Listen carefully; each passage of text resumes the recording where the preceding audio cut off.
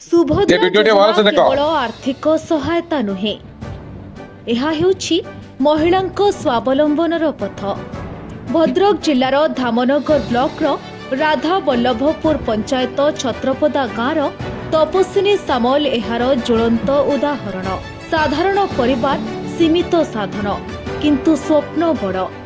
ରାଜ୍ୟ ସରକାରଙ୍କ ସୁଭଦ୍ରା ଯୋଜନାରେ 3 କିସ୍ତିରେ ମିଳିଥିବା 15,000 ଟଙ୍କା ତାଙ୍କ ପାଇଁ ଆଣିଛି ନୂଆ ଆଶାର କିରଣ। ସୁଭଦ୍ରା ସହାୟତାରେ ତପସ୍ୱିନୀ ଆରମ୍ଭ କରିଥିଲେ ଏକ ଛୋଟ ଦୋକାନ, ଆଉ ଆଜି ସେ ସଶକ୍ତ, ସମୃଦ୍ଧ ଓ ସ୍ୱାବଲମ୍ବୀ। ମୁଁ ସୁଭଦ୍ରା ପଇସା ଯେତେବେଳେ ପାଇଲି ମୁଁ ଭାବିଥିଲି ଗୋଟେ କେବିନ୍ କରିବି। ମୋ ସ୍ୱାମୀ ଗ୍ୟାରେଜରେ କାଠ କାମ କରନ୍ତି, ଆଉ ତାଙ୍କୁ କହିଥିଲି ପୁରୁଣା କାଠ କିଛି ଆଣିଥିଲେ, ଆଉ ମୁଁ ନୂଆ କାଠ ଆଣି ଗୋଟେ କେବିନ୍ଟେ ମୁଁ ତିଆରି କଲି। ଚକୋଲେଟ, ବିସ୍କୁଟ, କୁରକୁରି, ଆଉ ପାନ, ଆଉ ଅଣ୍ଡା, ମାମଲେଟ ମୁଁ ଏଥିରେ ବହୁତ ଖୁସି। ନିଜ ଗୋଡ଼ରେ ମୁଁ ଠିଆ ହେଇପାରୁଛି। ମାନ୍ୟବର ମୋହନ ମାଝୀ ସାରଙ୍କୁ ଧନ୍ୟବାଦ ଜଣାଉଛି।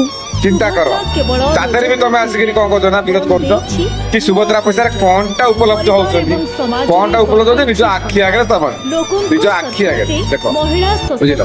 କାରଣ ତମ ଦେହରେ ସେଟା ଯିବନି, କାରଣ ତମେ ସେଟା ପରେ ଦେଇନଥିଲ। ଲୋକ ସବୁ ତମକୁ ଭୋଟ ଦେବେ। এই ସୁଭଦ୍ରା ପଇସା ଲୋକମାନଙ୍କ ସରକାର କିଏ? ବିଜେପି ସରକାର ଯେମିତି ଦଉଛି, ତମେ ସେମିତି କେମିତି ଦେଇଛ? ଯଦି କାଳିଆ ଯୋଜନା ପଇସା ଦଉଥିଲ, ଥରେ ପାଇଲେ ଆଉ ଥରକୁ ନାହିଁ, ସେମିତି ହେଲେ ସୁଭଦ୍ରା ଯୋଜନା ଆମ ଡବଲ ଇଞ୍ଜିନ ସରକାର ଯେମିତି ଚକୋଲେଟ, ବିସ୍କୁଟ, କୁରକୁରି, ଆଉ ପାନ, ଆଉ ଅଣ୍ଡା, ମାମଲେଟ ମୁଁ ଏଥିରେ ବହୁତ ଖୁସି। ନିଜ ଗୋଡ଼ରେ ମୁଁ ଠିଆ ହେଇପାରୁଛି।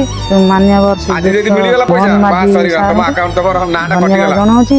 କେଜାଣି ହଉଥିଲା। ହେଲେ ତମ ଭଳିଆ ଇଏ ସରକାର ନୁହଁ, ଇଏ ହଉଛି ମାଝୀ ସରକାର, ବୁଝିଲ?